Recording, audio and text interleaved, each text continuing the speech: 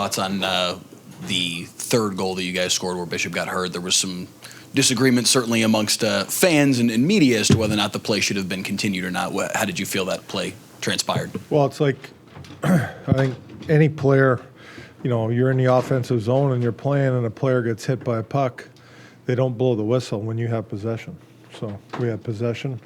His mask was still on, so that's the reason. Craig, even though it was 1-1 after the first period, did you like your start, and do you feel like your guys fed off of that start? Did you? Yeah, I liked our first period all around. I thought, we got to our game right away on the forecheck, and we did a good job through the neutral zone of getting the puck in deep and getting on our forecheck and, banging, getting into it.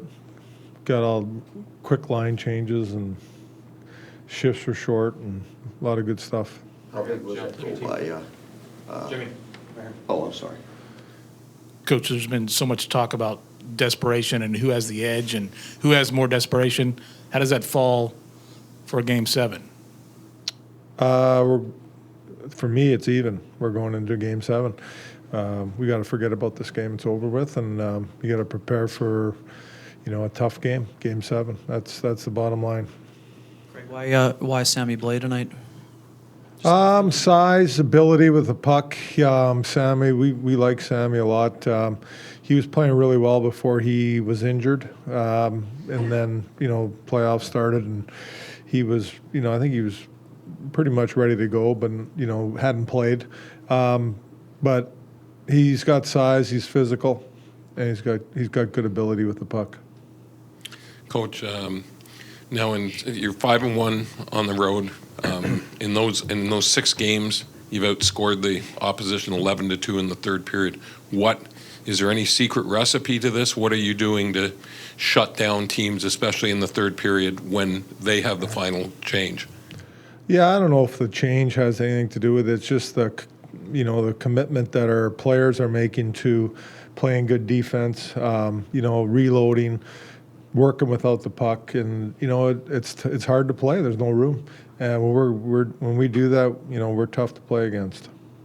Craig, what did you feel like, going back to Sammy for a minute, just being an elimination game and the magnitude of it? Why did you feel like he could handle the situation? I think Sammy just has that attitude, like I've coached him for a couple of years now and been around the kid, and he's come a long way as a player. And he just the big moments like this don't bother him. He can handle the pressure. I know you talked to the team separately from us, but you told us today that we expect a Game 7. Why wouldn't we? And they just said that permeates down to them. Just how much do you think about what you say, and how important is it to put that in their head before the game? Yeah, I always talk like that, and I think it's important. But they believe that before I even talk to them. They believe that. They know that if they play the right way and they do things properly and put the team first and play the team game, we're a good team. And I just, I liked a lot of our Game 5. There was a lot of good things. We just didn't score enough goals. Craig, you're looking for a little bit more from your top 6. Even just a screen like that from Braden, what kind of a boost does that give? First, to give him going to the hard area, providing the screen and scoring early when you wanted it, and you needed a good start in Game 6. Well, playoff time, we all know that the goals are hard to come by. Like, you have to get to the dirty areas. You got to get to the net. You got to get on the inside. We've been preaching that for, all playoffs. You got to get there, and they did a good job screening the goalie. And, we got to continue to do that. You got to go to the net. You got to get in front of the goalie's eyes and get some dirty goals. Craig, how big was that goal by Perron? And when the season started, did you know that Sundqvist was a good of a passer as he's turned out to be? Well, I didn't know Sonny was that good of a passer, but I knew he was a good hockey player. Sonny came into camp this year on a mission. He was skating way better, and right from the get-go, we knew that he was a very smart player the year before.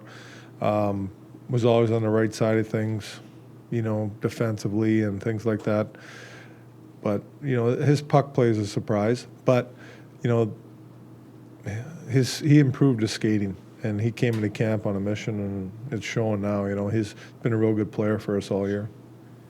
Their forecheck on their PK gave you guys so many fits early in the series. Obviously, you made an adjustment today. Just do you feel like you've solved that problem a little bit? I know they can make adjustments again, but do you feel like you're better in that area today?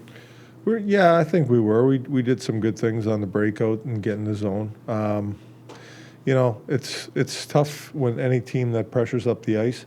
You know, you need guys to come back and help out, and I thought we did that tonight. You can't stand still, and you gotta have people come back and with movement and move the puck quick and trap F1, and we did a better job of that tonight. So we're gonna have to look at it again and probably make a few adjustments on it, but the biggest thing is just trapping that F1, and you got to have people come back.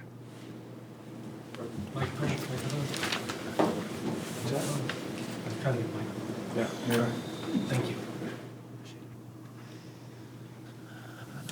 Coach, the Stars have had success in this series at Enterprise Center, not just once. How much do you remind your guys that just because Game 7's in our barn, it's no gimme? No, nothing's a gimme. It doesn't matter if they had success or not there already. Game 7s are Game 7s, You have to put it all on the line and be ready to go, and we will be. That's it. Thank you.